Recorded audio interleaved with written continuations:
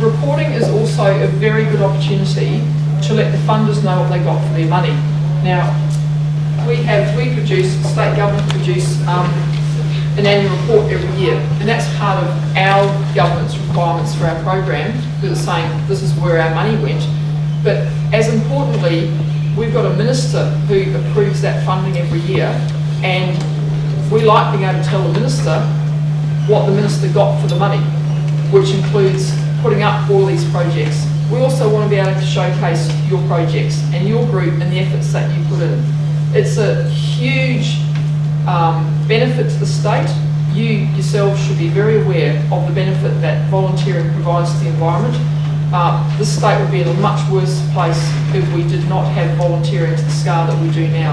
Between Friends of Parks and the other volunteer groups, there's an incredible amount of hours going into the multiple thousands of hours across the year. We want to be able to actually give you the reward and recognition that your groups absolutely deserve. So that's one of the reasons why we want to know what you've done. We've got two roles. We need to meet a governance role, because we, as in our group, administers the money on behalf of the state government. So we need to be able to account for where the money's gone. So that's that side, but the other side of it is to make sure that you guys get the actual recognition and acknowledgement that you deserve. Just going back to the state government's annual report, apart from the annual report, which here's one from 2009-10, so we produced a document that looks like that, and this is actually available on the NRM website, which is the information's in the handout that you'll be getting.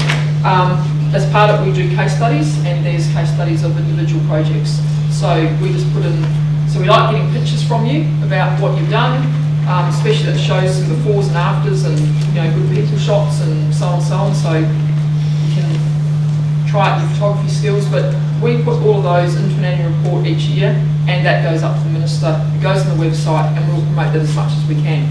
And actually it's useful to go and look at when you're applying for a grant, because you get ideas of other people. Absolutely. And what they've been up to. So that's another way of getting a bit of a flavour for what's being funded or what has been funded.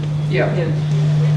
Okay, we're on to the final part, questions and any more discussion. So firstly, are there any questions specifically about the information that we've presented to you today that you'd like to either clarify or pick our brains over or query? You're saying about applying for grants for the second time around. Is that most grants can actually apply for funding consecutive years? Certain programs you can apply repeatedly. And for some programs you can apply multiple times within one program round. For the community action grants that are out at the moment, the small ones, you can only have one project at a time, but you can keep reapplying. Once you've done this project, you can apply for another one. Yeah, reporting is the key bit. If the project needs to be acquitted by a particular date, so if you've got funding for a year, the project needs to be funded, and we need to see the acquittal before we say yes, okay to go for the next one. Yeah. And I think the general thing often for funders is that they don't want to fund something that really needs to be funded every year, otherwise it wouldn't work. They're not interested in doing that, like paying for the salary of somebody that goes year after year. But if you had a project that had stages that could happen one after the other, and you articulate that so that you can say, I'm applying year one, and year two and year three I'll be hoping to do extra things. Then when year two comes around, you can say we've finished year one, and this year two builds on year one.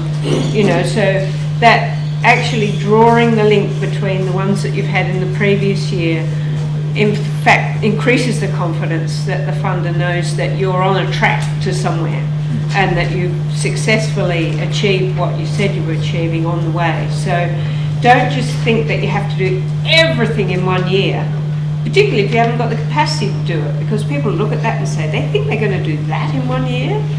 Make it realistic, like you were saying before, and put it in a couple of stages if you know that it's going to be a bigger than 1 year enterprise. But make it clear and make those links in your applications as they come along. And following on from Liz's comment, link in what you have possibly received funding from other sources. For instance, if you've received a community action grant funding from the Australian government previously, and you're now going to say stage 2 or want to expand what was achieved under that, tell us. You know, we're obviously in communication with each other, but that's actually great that you've received funding. So it's not, oh, I did not tell them I've received funding, because they might think I'm, you know, that I'm just sort of playing around between the different funding bodies. Tell us what you've done, be honest. I have a question. Like, you have a project that costs $100, and then you apply for you for 50, and you apply for another organization for 50, but both are in the same timeline. Yes. How do I deal with this? Because I don't have the answers, so you're not sure if I have my other 50.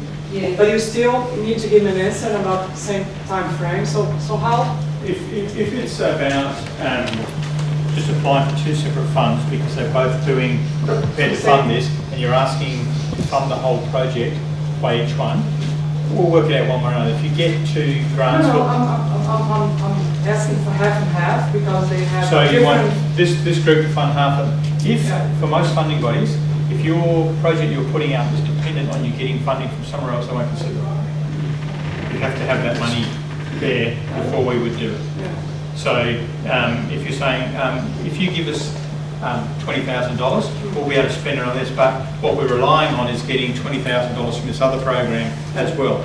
Well, both programs will be going no, because the programs don't talk and decide amongst themselves. Well, if you fund that one, we will as well. We will just make a decision on what we're proposing, and it needs to stand alone. So if you can break your project legitimately into 2 parts, so you're working on a wetland and the surrounding stuff, and either one you would do regardless of whether you got the other money, that would be okay. And so you definitely describe that clearly, so that the panels independently understand what you're trying to achieve. Yeah, you've some of your grants, do you look at them as a bit of a less priority? So if I've got 2 funding opportunities already on my property, let's say a heritage agreement, you're already funding something else, and I'll put in another grant application, would that be a lesser priority because I've already got 2 funds for that? No? Come down to what you're proposing, Yeah. and is it value for money and the like, and often You've got the capacity to do it. yeah, if you've got the capacity to do it. And often what we see is once a group has worked out how to put in applications and they understand what we're looking for, quite often they are successful again and again. Because if they've worked it out, they understand what we're looking for in terms of not only the proposal, but that it's building on success, that it's connected to this. They can put all of that in and they've demonstrated the capacity to deliver. Okay, lastly, I'd like to thank you all for coming. A lot of you are volunteers, this is obviously your own time, and for the government staff who are here, you also provide an extraordinarily important role to support the volunteer groups in your region. So thank you all for coming today. We are here at both Australian Government, regional NRM areas, and also state government office here within our investment unit. We are all here to help you both get the best application possible up for consideration by the assessment panels. We won't help you write it, but we will help you work through any issues that you have. But we're also here to make sure that you get the best outcome for your project itself. So whether it's meeting the government's requirements, whether it's getting the best technical outcome, or whatever it might be, we are here in a support role to assist you. So utilise it, make use of that support, because we are here and that's exactly what we're focused on doing. Thank you.